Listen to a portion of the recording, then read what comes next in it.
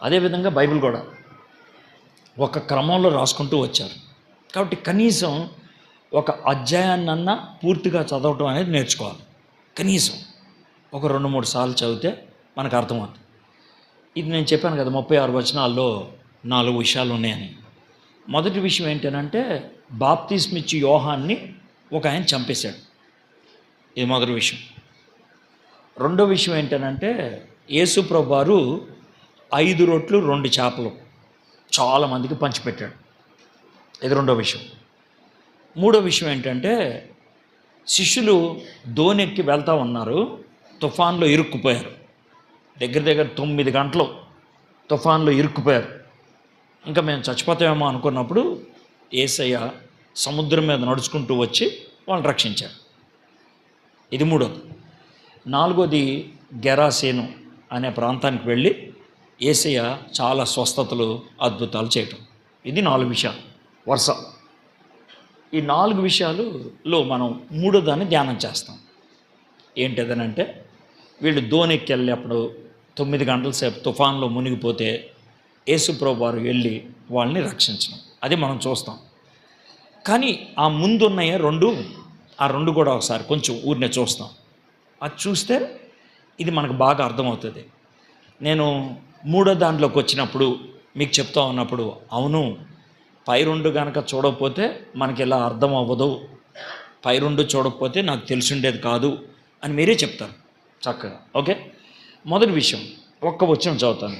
ఆ సమయం మందు చతుర్థాధిపతి అయినటువంటి హేరోదు యేసును గురించి సమాచారం విని. మనం క్రిస్మస్ సందర్భంలో హేరోదు గురించి వింటాం. జ్ఞానులు వచ్చినప్పుడు యూదులకు రాజు ఎక్కడ అని అరిశాడే ఆయన హేరోదు. కానీ ఇక్కడున్నటువంటి హేరోదు ఆయన కాదు. మరి ఎవరు సార్ అంటే ఆయన చాలా చెడ్డోడు, చాలామంది భార్యలు ఉన్నారానికి. అందుట్లో 3వ భార్య కొడుకిన.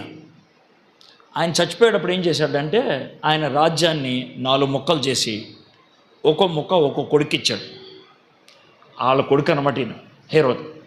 ఈయన మంచోడు కాదు, ఈయన ఇంకా చెడ్డోడు. ఎందుకు చెడ్డోడు అని అంటే ఈయన సొంత అన్న భార్య ఏమవుద్ది, వదిన్ని తెచ్చిపెట్టుకుని ఇంట్లో ఉంచుకున్నాడు. ఆవిడ యవనస్తరాలేం కాదు, పెద్దది. ఆమెకు 15-16 ఏళ్ల కూతురు ఉంది, అంత పెద్దది. ఆవిడ కూతుర్ని ఇంట్లో తెచ్చేశాడు, ఇంట్లో ఉంచుకున్నాడు. ఈయన పేరు హేరోదు, ఆమె పేరు హేరోదియా. ఇంట్లో ఉంచుకున్నాడు. ఇది పరిస్థితి. అయితే ఆ టైంలో బాప్తిస్మిచ్చి యోహాను ఉండేవాడు. ఈయన కబురు పెట్టాడు, నీకు బుద్ధి ఉందా లేదా, వదిన్ని తెచ్చుకొని ఇంట్లో పెట్టుకున్నావంటే ఏం మనిషివా నువ్వు, వ్యభిచారం చేస్తున్నావు నువ్వు అని తిట్టాడు. తిడితే కోపం వస్తుంది ఎవరికైనా, పైగా ఆయన అధికారి కదా. కోపం వచ్చింది, కానీ సైలెంట్ కూర్చున్నాడు. అనంటే యోహాను అంటే అందరికీ కూడా గౌరవం కాబట్టి ఆయన ఏం చేసినా కూడా గొడవ వద్దనుకున్నాడు. కానీ హేరోదియాకి కోపం వచ్చి, ఏంటి నువ్వు అలా ఊరుకున్నావు, వాడు నిన్నున్నందుకు తిడితే అని అంటే ఆవిడ బాధపడుతుందని తీసుకొచ్చి జైల్లో పెట్టాడు. కానీ ఆవిడకి అది తృప్తి లేదు. ఏం చేయాలి అని ఆలోచిస్తూ ఉంటే ఈలోగా ఈ హేరోదు గారికి పుట్టినరోజు వచ్చింది. ఆ రోజు వాళ్ళ కూతుర్ని నువ్వు డ్యాన్స్ వేయమ్మా అంటే వేసింది.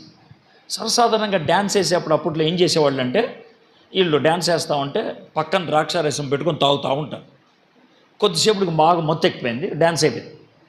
డ్యాన్స్ అయిపోతే అప్పుడు ఆ అమ్మాయి నీ పిలిచి ఇట్లా బాగేసావు డ్యాన్స్, నీకేం కావాలో చెప్పు నీకు ఇచ్చేస్తా అని అంటే, ఆగు అమ్మని అడిగి వస్తానని పరిగెత్తుకుంటూ అమ్మ దగ్గరికి వెళ్ళాను. అమ్మ ఏం చేయమంటావు, ఈయన ఏమైనా ఇస్తానన్నాడంటే మనకెందుకే, ఆస్తి అంతా మందే, రాజ్యం అంతా మందే, అది అడగొద్దు. నువ్వేం అడుగుతావు అంటే ఓ ప్లేట్లో బాప్తిస్మిచ్చి యోహాను గారు తలకాయ అడుగు, ఎందుకంటే వాడే మనకి తలనొప్పి అని అంటే ఆవిడ వెళ్ళి అడిగింది. అందరి ముందు ఒప్పుకున్నాడు కాబట్టి వెంటనే రే వెళ్ళి యోహాను గారు తలకాయ తీసిరండి అని అన్నాడు. అంటే ప్లేట్లో తలకాయ తీసుకొచ్చి ఇచ్చారు. యోహాను భక్తుడు చచ్చిపోయాడు, బాప్తిస్మిచ్చి యోహాను. ఇది మొదటి సన్నివేశం. ఇప్పుడు రెండవ సన్నివేశంలోకి వెళ్తున్నాను. 13వ వచనం చదువుతున్నాను చూడండి. అంటే నేను చదువుతానులేండి, కంగారు పడదు, మీరు వినండి చాలంతే. ఈ ఒకదానితో ఒకటి లింక్ ఎలా ఉంటుంది అని అనటానికి నేను ఈ విధంగా వరుస చదువుకుంటూ వస్తాను. ఓకే, 13వ వచనం. యేసు ఆ సంగతి విని, ఏ సంగతి విన్నాడు? బాప్తిస్మిచ్చి యోహాన్ని చంపేశారు అనే సంగతి విని ధోని ఎక్కి అక్కడ నుండి అరణ్య ప్రదేశమునకు ఏకాంతముగా వెళ్ళాను. ధోని ఎందుకు ఎక్కుతారు? సముద్ర తీరాన్ని ఉంటారు కాబట్టి మీకు బాగా తెలుసు. ఎందుకనంటే పడవ మీద ఇంకొక ప్రాంతానికి వెళ్ళటానికి. అర్థమైందా? కాబట్టి యేసయ్య ధోనికి సముద్రం అవతలకి వెళ్ళిపోయాడు. చాలా దూరం, 5-6 కిలోమీటర్ల దూరం ఉంటుంది. అవతలకి వెళ్ళిపోయాడు. అవతల భూమి ఉంది, ఆ భూమిలో అరణ్యం ఉంది. ఆ అరణ్యంలో ఏకాంతంగా, అంటే ఎవ్వరు లేని చోటుకి వెళ్ళి కూర్చున్నాడు. ఎందుకు అలా కూర్చున్నాడు? ఎందుకు ఆ విధంగా జరిగింది? మళ్ళీ చదువుతాం. యేసు ఆ సంగతి విని, యేసు ఆ మాట విన్న తర్వాత వెళ్ళిపోయాడు దూరంగా. యేసు ఆ మాట విన్న తర్వాత, రే పడవేయండి అవతలకి వెళ్దాం అని వెళ్ళి, మీరు ఎక్కడ ఉండండి, నేను కొంచెం లోనికి వెళ్తా అని లోనికి వెళ్ళిపోయి ఒక్కడే ఉండిపోయాడు. ఎందుకు అనంటే బాప్తిస్మిచ్చి యోహాన్ని చంపేస్తే యేసేకి ఏం కలుగుతుంది? బాధ కలుగుతుంది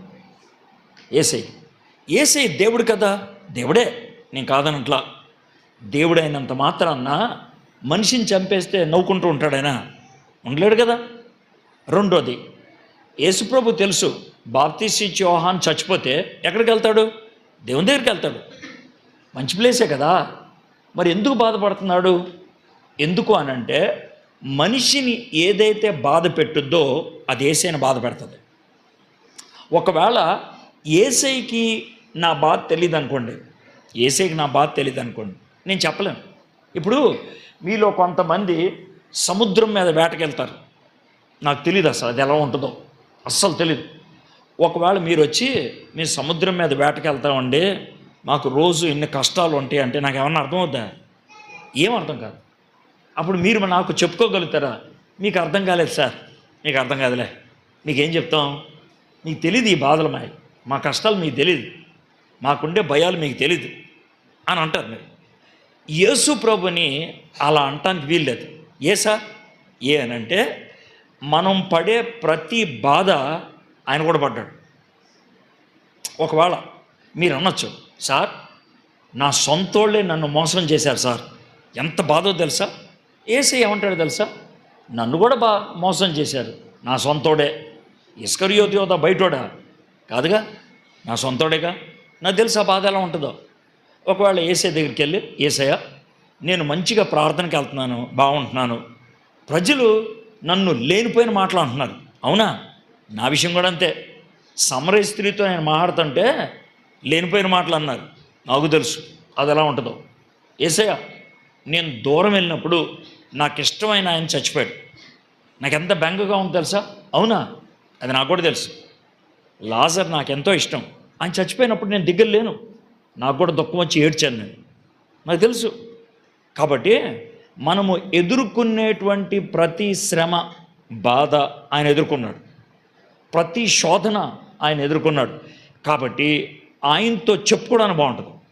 మీరు కొంతమంది బడికి వెళ్ళే పిల్లలు, కాలేజీకి వెళ్ళే పిల్లలు ఉన్నారు కదా, మీకు అర్థం అవడానికి చెప్తాను. క్లాసులో 30 మంది ఉన్నారనుకో, 25 మంది పాస్ అయ్యారనుకో, 5 ఫెయిల్ అయ్యారు, అందుట్లో నేను ఒకడిని అనుకోండి. నాకు ఎవరు కనబడితే ఆనందంగా ఉంటుంది? ఇంకో ఫెయిల్ అయినాడు కనబడితే కదా, వాడితో మాడతాను బాగుంటుంది. ఇంకో పాస్ అయినవాడు కనబడితే నాకు మాడబుద్ధి అవుద్దా? మాడబుద్ధి అవుద్ది. అది అర్థం చేసుకోండి. ఎందుకనంటే వాడికి నాకు, మన భాషలో చెప్పాలంటే సింక్ అవుద్ది. పిప్పి పన్నుతో బాధపడేవాడికి ఎవడు ఆదరణ ఇస్తాడో తెలుసా? ఇంకోటికి పిప్పి పన్ను ఉంటే, నాకు కూడా నా 2 అంటే వీడికి ఎంత ఆనందంగా ఉంటుందో. అంటే నన్ను అర్థం చేసుకోగలడు వీడు కదా. అయితే నేను ఈ మాటలు ఎందుకు చెప్పానంటే, యేసే దగ్గరికి వెళ్ళి మాట్లాడటానికి మీలో అంత ఆనందం ఉండాలి. ఎందుకండి అని అంటే, నువ్వు ఏ చెప్పినా కూడా నాకు ఈ బాధ ఉంది, నాకు కూడా ఉంది అంటాడు. నాకు ఈ కష్టం ఉంది, నాకు కూడా ఇలా ఉంది. నాకు ఈ ఒంటరితనం ఉంది, నాకు కూడా ఇలాగ ఉంది. నాకు ఎవ్వరు లేరు, మరి నా పరిస్థితి కూడా అంతే. గెత్సెమనే తోటలో అందరూ వదిలేసి వెళ్ళిపోయారు, నాకు తెలుసు. కాబట్టి ఆయన నీతో నాతో చక్కగా మాట్లాడగలడు ఆయన. సరే, ఏం జరిగిందో చూద్దాం. అరణ్య ప్రదేశమునకు ఏకాంతంగా వెళ్ళాను. జనసమూహములు ఆ సంగతి విని పట్టణముల నుండి కాలినడకన ఆయన వెంట వెళ్ళిరి. కొంతమంది ఎత్తుక్కుంటూ వచ్చారు. ఏసయ్యడి ఇటు వచ్చాడంట, ధోని వేసుకొని రాస్తుంటే కొంతమంది చూశారంట. ఏడి అని అంటే, ఇదిగో అరణ్యంలోకి వెళ్ళాడు అని అన్నారు. అని అంటే వెళ్ళారు. ఏసయ్య అక్కడ ఒంటరిగా కూర్చొని ఉన్నాడు. ఏసయ్య, మా అమ్మాయికి దెయ్యం పట్టింది. ఏసయ్య, మా అబ్బాయికి ఫిట్స్ వస్తున్నాయి. ఇలాగా వరుసగా చెప్తా ఉన్నారు. చెప్తా ఉంటే ఏసయ్య, ఎలాడే నేను ఒంటరిగా వచ్చా గడపాలి అని అనలేదు. వాళ్ళ మీద కనికరం చూపించి వాళ్ళందరికీ సేవలు చేయడం మొదలుపెట్టాడు. అలా సేవలు చేస్తూ ఇంకా చాలాసేపు వాక్యం చెప్పాడు. పొద్దునుంచి సాయంకాలం దాకా వాక్యం చెప్తూనే ఉన్నాడు. సాయంకాలం అయిపోయేటప్పటికి తన శిష్యులు ఉంటారు కదా, అందుట్లో ఒక ఆయన పేరు ఫిలిప్. అతను పిలిచాడు. ఫిలిప్, ఈ ఊరి మీదే కదా? అవును సార్, మాదే సార్. ఓ పని చేయి, వీళ్ళంతా రోజంతా మన దగ్గర ఉన్నారు, కానీ ఏం తినకుండా వెళ్తే కనుక దారిలో ఎవరికైనా తలతిప్పి వస్తుందేమో. ఓ పని చేయి, ఈ దగ్గరలో హోటల్స్ ఉంటాయి కదా, వెళ్ళి అందరికి ఒకటి ప్లేట్ ఇడ్లీ లేదా ప్లేట్ వడ ఇచ్చే అన్నాడు. అంటే ఈయనకి ఏం అర్థం కాలం. ఎందుకంటే అక్కడ 5,000 మంది మగోళ్ళు ఉన్నారు. 5,000 మంది మగోళ్ళు ఉన్నారంటే ఇంకో 5,000 మంది ఆడవాళ్ళు. 5,000 మంది మగోళ్ళు, 5,000 మంది ఆడవాళ్ళు ఉన్నారంటే ఓ 10,000 మంది పిల్లలు. అంటే మొత్తం అక్కడ దగ్గర 20,000 మంది ఉన్నారు. 20,000 మంది. ఒక్కోడికి 2 ఇడ్లీలు ఇస్తే ఎంత కావాలి? 40,000 ఇడ్లీలు కావాలి. 2 వాళ్ళు ఇస్తే 40,000 వాళ్ళు కావాలి. ఎవడేస్తాడు? ఇప్పుడు ఎక్కడ దొరికితే? పైగా ఎంత ఖర్చు అవుద్ది? మనం లెక్కేసి 8 నెలల్లో జీతం ఎంతో అంత అని చెప్పాడు. అంటే ఏసే చిరాకుపడి, మీ దగ్గర ఏమన్నాయి అన్నాడు. కుర్రోడి దగ్గర 5 రొట్లు 2 చేపలు ఉన్నాయన్నాడు, పట్టండి అని ప్రార్థన చేసి వరుసగా అందరికి పెట్టేశాడు, తినేశారు. అది అయిపోయింది. రెండో విషయం. ఇప్పుడు మూడో దానిలోకి వద్దాం. వెంటనే 22వ వచనం. వెంటనే ఆ జనసమూహములను తాను పంపివేయనంతలో తన శిష్యులు ధోని ఎక్కి తనకంటే ముందుగా అద్దరికి వెళ్ళవలనని ఆయన వారిని బలవంతము చేశాను. చివరిలో 2 మాటలు ఏమంటే, వారిని బలవంతం చేయటం అంటే, ఇప్పుడు వాళ్ళని ధోని ఎక్కి వెళ్ళంటారా అంటే వాళ్ళు వెళ్ళటానికి ఇష్టపడుతున్నారా? ఇష్టపడతలా. ఎందుకు ఇష్టపడతలేదు వాళ్ళకి?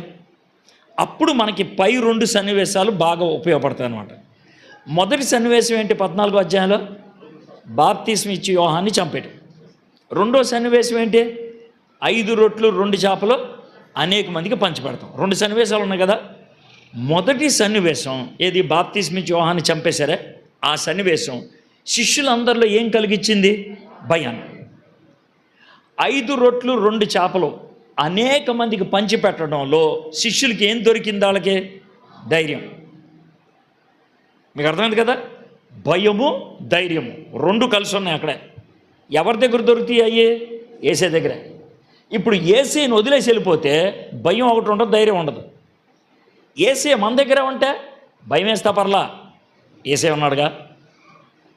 అర్థమైందా? మురికి ఉంటే పర్లా, సర్ఫ్ ఎక్సెల్ ఉందిగా.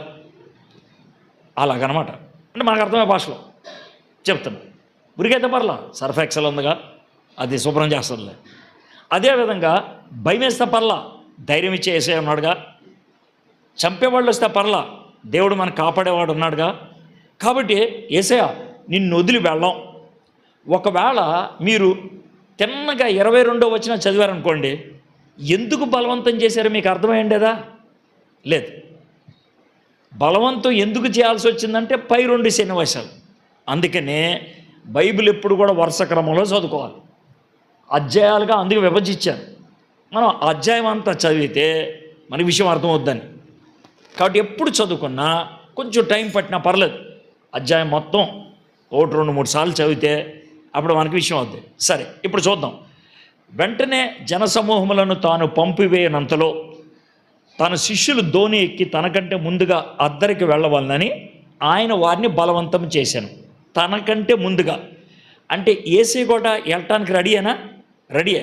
కానీ ఏమన్నాడు? మీరు ముందు వెళ్ళండి, నేను తర్వాత వస్తాను. అర్థమైందా?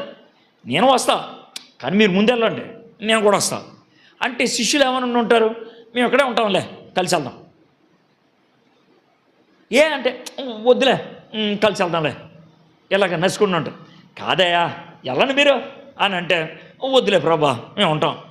కాదయ్యా నాకు కొంచెం ప్రార్థన చేసుకోవాలి, నీ జోలికి రావు, మేము దూరంగా ఉంటాం, మేము ఎక్కడ ఉంటాం, నువ్వు వెళ్ళొద్దు, మమ్మల్ని వదిలేసి వెళ్ళొద్దు, మేము వదిలేసి వెళ్ళం, వాడా అని కొంచెం గసి ఉంటాడు, గదిరి ఉంటాడు, వెళ్ళండి అనేసి. ఇప్పుడు చిన్న విషయం, వాళ్ళు పడవెక్కి ధోనికి దాని సముద్రంలోకి వెళ్ళంగానే ఏమొచ్చింది? తుఫాన్ వచ్చింది. ఇప్పుడు చేతనం తుఫాన్ వస్తుందని యేసయ్యకి తెలుసా లేదా? మరి యేసయ్యకి తుఫాన్ వస్తుందని తెలిసి బలవంతంగా ధోనెక్కించి పంపించాడంటే దాని అర్థం ఏంటి? తుఫాన్లోకి ఎవరు పంపించినట్లు? యేసయ్య. జాగ్రత్తగానండి, తుఫాన్లోకి ఎవరు పంపించినట్లు? తుఫాన్లోకి ఎవరు పంపించినట్లు? మనం తుఫాన్లోకి వెళ్ళామంటే అక్కడికి ఎవరు పంపించినట్లు? చెప్పండి నాకు. ఇప్పుడు మనకున్న తుఫాను ఎవరు మనకిచ్చారు? చెప్పండి నాకు. యేసే.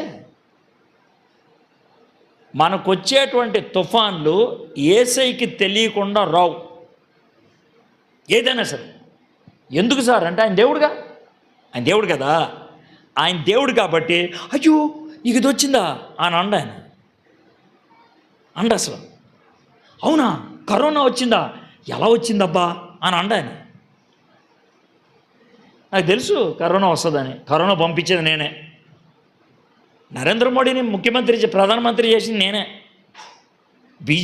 బీజేపీ ప్రభుత్వాన్ని తెచ్చిందే నేనే. దేవుడు చెప్తాడు. దేవుడికి తెలియకుండా ఏది జరగదు. అయితే ఇప్పుడు ఇక్కడ ఉన్నారు కదా మీరు అందరూ, మీ అందరికీ కూడా ఏదో రకమైన తుఫాన్ ఉంటుంది. తుఫాన్ అంటే ఏంటి తెలుసా? ఒక విధమైనటువంటి బాధ. కొంతమందికి ఆరోగ్య విషయంలో బాధ ఉంటుంది, కొంతమందికి డబ్బులు ఆర్థికం విషయంలో బాధ ఉంటుంది, కొంతమందికి ఇరుగు పొరుగు వాళ్ళతో గొడవలు ఉంటే దాంతో బాధ ఉంటుంది, కొంతమందికి భార్యాభర్తలకు పడదు, అదో బాధ, కొంతమంది పిల్లలకి అమ్మ నాన్నకి పడదు, అదో బాధ. ఈ విధంగా ఒక్కొక్కళ్ళకి ఒక్కో తుఫాన్ ఉంటుంది. ఈ తుఫాన్లన్నీ దేవుడికి తెలుసా? తెలుసు. మరి ఎందుకు వచ్చాయి? దేవుడే పంపించాడని మీరు చెప్తున్నారు కదా, ఎందుకు పంపించారు దేవుడు? ఇప్పుడు జాగ్రత్త వినండి. ఏ మనిషికైనా తుఫాన్ వచ్చిందంటే ఈ మూడిట్లో ఒక కారణం, 3 కారణాలు ఉన్నాయి, ఆ మూడిట్లో ఒకటి. ఆ మూడేంటో మీకు చెప్తా. అయితే మీరు నన్ను మాత్రం ఓ ప్రశ్న అడగొద్దు, నన్నే కాదు మీ సార్ని కూడా అడగొద్దు, ఎవరిని అడగొద్దు. సార్ ఆయన 3 చెప్పాడు బాగానే ఉంది, కానీ ఇంతకీ 3లో నాది ఏది సార్ అని అడగొద్దు. అది మీరే తెలుసుకోవాలి. మీకు మీ దేవుడికే తెలుసు, మీ ఆయనకి తెలియదు, మీ ఆవిడికి కూడా తెలియదు, మీ నాయనకి తెలియదు, మీ పాస్టర్ కూడా తెలియదు. మరి ఎవరు తెలుస్తుంది? నీకు దేవుడికి మాత్రమే తెలుసు, ఇంకెవరు తెలియదు.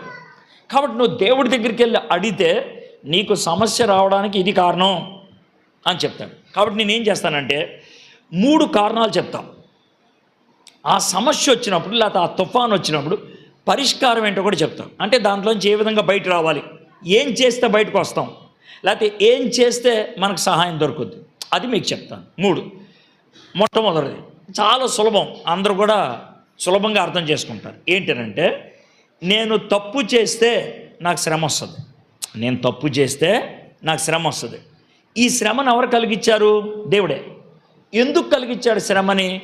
నా మీద కక్ష సాధించడానికి కాదు. అది ఎలా ఉంటుందంటే, ఇప్పుడు 4 మేకలు ఉన్నాయి, నాకు 4 మేకలు, లేదా 4 గొర్రెలు ఉన్నాయి, లేదా 4 గాడిదలు ఉన్నాయి, లేదా 4 గేదెలు ఉన్నాయి అనుకుందాం. 4 ఈ 4ని తీసుకొని వెళ్తున్నాను ఇలాగా. అందుట్లో ఓడి పక్కకి వెళ్ళింది అనుకో, నేనేం చేస్తాను? ఒక కర్ర తీసుకొని కొడతా. అప్పుడు ఏం చేస్తుంది అది? అంటే ఈ 4 ఇక్కడ వెళ్ళాలి, ఇది క్రమం, ఇది పద్ధతి, ఇది లైన్. పక్కకి వెళ్తే కొడితే మళ్ళీ ఏం చేస్తుంది? అది లైన్లోకి వచ్చేస్తుంది. దీన్నే క్రమం తప్పితే, లైన్ తప్పితే మళ్ళీ లైన్లో తీసుకురావటం. దీన్నే మనం ఓ పదం ఉపయోగిస్తాం, క్రమశిక్షణ. చెప్పండి. ఇంగ్లీష్లో అయితే డిసిప్లిన్, క్రమశిక్షణ. పక్కకి వెళ్ళావు, క్రమం తప్పావు, దేవుడు దెబ్బేశాడు, లోనికి వస్తామని. అది ఆయన చేసేటువంటి పని. దేవుడు ఎవరికైనా దెబ్బేస్తాడా? ఎవరికైనా వేస్తాడు. దావీదుకి దెబ్బేశాడు. ఎలాగా? దావీదు బెత్షెబా అనే అమ్మాయితో వ్యభిచారం చేశాడు. వాళ్ళిద్దరికి ఒక బాబు పుడితే దేవుడు ఆ బాబుని చంపేశాడు. దావీదే ఒప్పుకున్నాడు, దేవుడే తీసుకున్నాడు నేను. అప్పుడు దావీదుకు బుద్ధి వచ్చింది. అప్పుడు దేవుడి దగ్గరికి వచ్చి నేను తప్పు చేశా, నేను ఇంకా మళ్ళీ అలా చేయను. సంసోన్ అలాగే, ఆయన చాలామంది అమ్మాయిల దగ్గరికి వెళ్తూ ఉంటే దేవుడు ఎంత చెప్పినా వినలా. శత్రువులు పట్టుకొని ఈ కళ్ళు ఉంటాయి, కళ్ళు గుడ్లు పీకేశారంట. పీకేసి కాళ్ళకి చేతులకి గొలుసులు కట్టేసి చేతిలో పప్పు రుబ్బు పెడితే అప్పుడు బుద్ధి వచ్చింది ఆయనకి. అయ్యో నేను క్రమం తప్పా, అందుకే ఇది వచ్చింది, నన్ను క్షమించవా అని దేవుడిని అడిగితే దేవుడు క్షమించాడు. దేవుడు అప్పుడు శక్తినిస్తే ఇలాగ 2 స్తంభాలు ఉంటాయిగా, ఆ స్తంభాలను ఇలాగ తోసేస్తే బిల్డింగ్ మొత్తం కూలిపోయింది. అందరూ చచ్చిపోయారు, అందరితో పాటు సంసోను కూడా చచ్చిపోయాడు. దేవుడు శక్తినిచ్చాడు. ఎప్పుడు వచ్చిందంటే బుద్ధి వచ్చినప్పుడు. కాబట్టి ఒకవేళ నేను తప్పు చేస్తే, క్రమశిక్షణ కోసం దేవుడు నాకు దెబ్బేస్తే నేనేం కోరాలి దేవుడి దగ్గర నుంచి? కనికరము. చెప్పండి, కనికరం అంటే ఏంటి? అయ్యా తప్పైపోయింది, అయ్యా తప్పైపోయింది, దెబ్బ ఇంక చాలు, అయ్యా తప్పైపోయింది, ఇది మనం కోరాలి. క్రమశిక్షణ కోసం దెబ్బ తగిలితే మనం కోరాల్సిందేంటి? చెప్పాలి నాకు. క్రమశిక్షణ కోసం దెబ్బ తగిలితే మనం ఏం కోరాలి? కనికరం. ఎప్పుడు కోరాలి? క్రమశిక్షణ కోసం ఏం కోరాలి? కనికరం ఎప్పుడు కోరాలి? మీరు ఈ 2 గుర్తుపెట్టుకుంటారు. ఎన్నిసార్లు చెప్పేస్తున్నా. మీరు నిద్రపోతే కనుక నేను చెప్పను, చాలామంది నిద్రపోతున్నారు. నేను చెప్పేది మీకు నచ్చలేదేమో సార్, నచ్చలేదు, మరి నిద్రపోతున్నారు కొంతమంది. పాపం వేటకెళ్ళి వచ్చింది ఉంటుంది. నేను చెప్పేటప్పుడు అందరూ కూడా జాగ్రత్తగా వినాలనుకుంటాను నేను. అందుకే చాలాసార్లు చెప్తాను, చెప్పే కొంచెమైనా అందరికి అర్థం అవ్వాలి. 2 పదాలు చేయించా, క్రమశిక్షణ, కనికరం. చెప్పండి ఒకసారి. ఇది మొదటిది, జోడి గుర్తుపెట్టుకోండి. రెండోది, దేవుడు ఎందుకు దెబ్బ కొడతాడు అని అంటే కనుక, ఒకవేళ ఒక చిన్న బాబు ఉన్నాడు అనుకోండి, చిన్న బాబు ఇక్కడ దాకా వెళ్ళిపోయాడు, చివరికి వెళ్ళిపోతుంటే మీరు వెనకాలండి, అరే వద్దురా అని అంటారు. ఆడు ఎలా వెళ్తున్నాడు అనుకోండి, ఓ వద్దురా అని గట్టిగా అరుస్తారు. అయినా వెళ్తున్నాడు అనుకోండి, ఆ నోడు కొడతారు, అప్పుడు వెనక్కి వచ్చేస్తాడు. ఇప్పుడు ఈయన ఎందుకు కొట్టినట్లు? ఒకవేళ కొట్టకపోతే ఏమవుద్ది? పెద్ద దెబ్బ తగులుతుంది. కొడితే దెబ్బ తగులుతుందా లేదా? ఈ చిన్న దెబ్బ ఎందుకు కొట్టారంటే పెద్ద దెబ్బ తగలకుండా. పెద్ద దెబ్బ తగలకుండా. అర్థమైందా? ఇందాక పాపంలోకి వెళ్ళావుగా టప్పని కొట్టాడు బయట రావడానికి. ఇప్పుడు ఎందుకు కొట్టాడంటే పాపంలోకి వెళ్తావు కాబట్టి. అర్థమైందా? దీన్ని కాపుదల కోసం. చెప్పండి సరే. కాపాడుతాను. మీకు బైబిల్లోంచి ఒక ఆయన గురించి చెప్తాను. ఎవరంటే పౌలు గారు చాలా శక్తివంతమైన పరిచయం చేశాడు. అంటే ఎలాగంటే ఆయన యెస్సు నామంలో అని ప్రార్థన చేయక్కర్లా, ఇలా చూస్తే చాలు దెయ్యాలు బయటకు వచ్చాయి. ఇంకా విచిత్రమైన తెలుసా, చేతురుమాలోడు పట్టుకెళ్ళి ఆ చేతురుమాలను పౌలు గారికి అలా తగిలిచ్చి దాన్ని తీసుకొచ్చి జ్వరం ఉన్నవాడి మీద వేశారనుకో, టప్మని జ్వరం పోయేది. అంత శక్తివంతంగా ఆయన జీవించేవాడు, పరిచయం చేసేవాడు. అయితే జాగ్రత్తగానండి, పౌలు గారికి ఏదో జబ్బు వచ్చిందంట. పౌలు గారికే జబ్బు వస్తే, దేవా ఇది ఎక్కడ న్యాయం, నేను ప్రార్థన చేస్తే అందరూ జబ్బులు పోతుంది, నాకు పోవట్లేదేంటి అన్నాడు. పోదాం అని అన్నాడు దేవుడు. మళ్ళీ అడిగాడు, పోదాం. మళ్ళీ గట్టిగా అడిగాడు, పోదయా. ఎందుకు పోదాం? నేనే పోవద్దన్నాను. ఎందుకని? నేను తప్పు చేశానా? కాదు. ఎందుకు అని అంటే అది పోయిందనుకో 2 కొత్త సమస్యలు వస్తాయి అన్నాడు. ఏంటబ్బా? ఒకటి, ఈ జబ్బు లేదనుకో నీకు, అందరూ ఏమనుకుంటారు తెలుసా? నువ్వే దేవుడు అనుకుంటారు. నీకే కొబ్బరికాయలు కొట్టేయడం మొదలు పెడతారు. అమ్మో అది చాలా డేంజరే, వద్దు. రెండోది, నీకు ఏ జబ్బు లేదనుకో నువ్వే అనుకోవచ్చు, నాకు దేవుడు ఎందుకు, అమ్మో వద్దు. అందుకే నువ్వు ఎగిసిపోకుండా ఉండటానికి, నువ్వు పైకి లేచిపోకుండా ఉండటానికి, ఉప్పొంగిపోకుండా ఉండడానికి నీకు ఇది పెట్టా, ఇది ఉన్నాయి అన్నాడు. అర్థమైందా? మరి దేవా ఇది ఎట్లాగా అని అంటే, ఎట్లాగా ఉంది, ఇది తీయను. మరి ఎట్లాగా? దీన్ని భరించటానికి నీకు కృపనిస్తా. ఏమిస్తా? ఇందాక క్రమశిక్షణ కోసం ఏం అడగాల? ఇప్పుడు కాపుదల కోసం ఏం అడగాల? కృప. కనికరం కోరితే సమస్య తీసేస్తాడు, కృపను అడిగితే సమస్య తీయుడు. మరి ఏంటి సార్? కృప ఉంటే సమస్యను భరిస్తాం, కృప ఉంటే సమస్యను భరిస్తాం. అది ఉన్నాయి, ఎందుకంటే అది మంచిది. మరి ఎట్లాగా? నేను తట్టుకోలేకపోతున్నాను, అందుకే భరించటానికి నేను నీకు శక్తిని ఇస్తాను. ఇప్పుడు కొంతమందికి జబ్బులు పోవు. ఎందుకు పోవో తెలుసా? దేవుడే తీయకూడదు అనుకున్నాడు. నువ్వు తప్పు చేసావని కాదు, నువ్వేదో పాపం చేసావని కాదు, దాన్ని బట్టి నీకేదో మేలు ఉంది. ఉదాహరణకి యోబు ఏమన్నా తప్పు చేశాడా శ్రమ రావడానికి? కాదు కదా. యోసేపు ఏమన్నా తప్పు చేశాడా ఆయన్ని బానిసగా అమ్మేయడానికి? కాదుగా. అదేవిధంగా కొంతమందికి శ్రమలు వస్తాయి, కష్టాలు వస్తాయి, తప్పు చేయటం బట్టి కాదు, తప్పులోకి వెళ్ళకుండా ఉండటానికి. సో మొదటి జోడి ఏంటి? క్రమశిక్షణ, కనికరం. రెండో జోడి ఏంటి? కాపుదల, కృప. బాగా అర్థమైంది కదా. ఇప్పుడు మూడోది, ఇది ఎందుకనంటే దేవుడు కొంతమందిని ఇలాంటి శ్రమల గుండా పంపించి ఆ శ్రమలో విజయం పొందితే, అంటే ఇప్పుడు మనం పరుగు పందెంలో గెలిచామనుకో మనకేమిస్తారు? ప్రైజ్ ఇస్తారు. పరీక్షల్లో ఫస్ట్ వస్తే మనకేమిస్తారు? అవార్డు ఇస్తారు. కొంతమందికి అలా అవార్డు ఇచ్చేశారనుకో, ఏది పరుగు పందెంలో పరిగెట్టకుండానే. ఇప్పుడు 10 మంది పరిగెట్టారు, ఈయన పరిగెట్టకుండా కూర్చున్నాడు. ఈరోజు పరుగు పందెంలో విజేత అని ఈయన పిలిచామనుకో, ఇటు పరిగెట్టలేదుగా, ఇక్కడికి ఎలా ఇచ్చారు? ఇది అన్యాయం, ఇది మోసం అంటాం లేదా? అందుకనే దేవుడు ఏం చేస్తాడంటే, ఎవరినైనా ఆయన అభినందించాలనుకుంటే, ఎవరికైనా బహుమతి ఇవ్వాలనుకుంటే, ఎవరికైనా అవార్డు ఇవ్వాలనుకోండి, జాగ్రత్తగానండి, ప్రజల ముందు రుజువు పడేయాలి. లేదా అడుగుతారు, ఏంటి ఆడికి ఎందుకు ఇచ్చావని. అలాగా ఇప్పుడు యోబు ఉన్నాడు అనుకోండి, ఆయన చాలా శ్రమల గుండా వెళ్ళాడు కాబట్టి చివరికి దేవుడు ఏం చేశాడు? ఆయన పోయిన ఆస్తికు డబల్ ఇచ్చాడు. డబల్ అంటే ₹1,00,00,000 పోతే ఎంత ఇచ్చాడు ఆయన? 2 కోట్లు డబల్ ఇచ్చాడు. ఇప్పుడు ఆయన్ని ఎందుకు ఇచ్చావు 2 కోట్లు అని అడుగుతారా? అడగరు.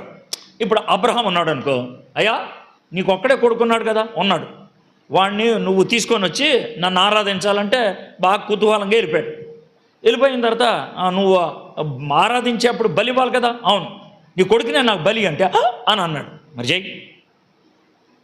అప్పుడు కొడుకుని బలిపీతం మీద పెట్టేసి ఆయన కత్తి పైకి లేపి ఊపుతుంటే ఆగో, ఇప్పుడు మొత్తం ప్రపంచానికి తెలుసు నువ్వు ఎలాంటోడువో. ఇప్పుడు నీకు ఒక అవార్డు ఇస్తాం. ఏమిస్తావు అవార్డు?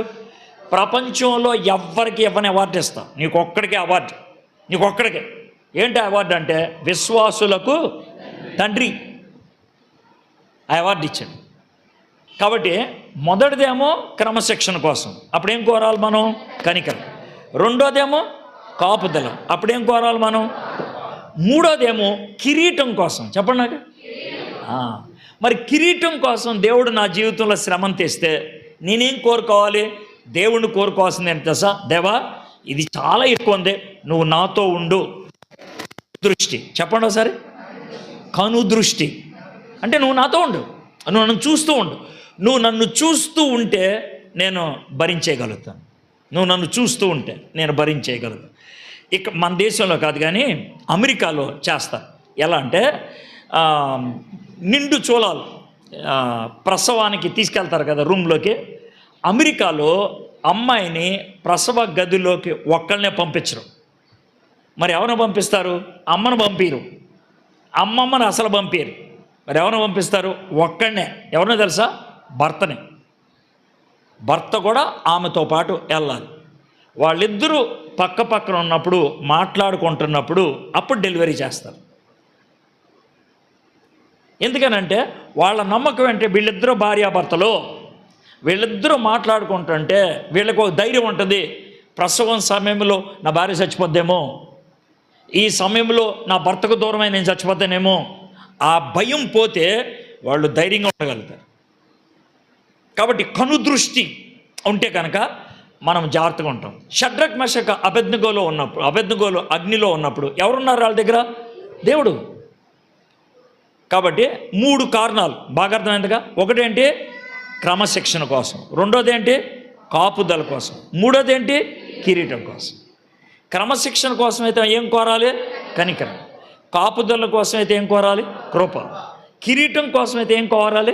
కనుదృష్టి. బాగా అర్థమైంది కదా, ఓ వచనం అయిపోయింది. కాబట్టి దేవుడే పంపించాడు, యేసయ్య పంపించాడు తుఫాన్లోకి.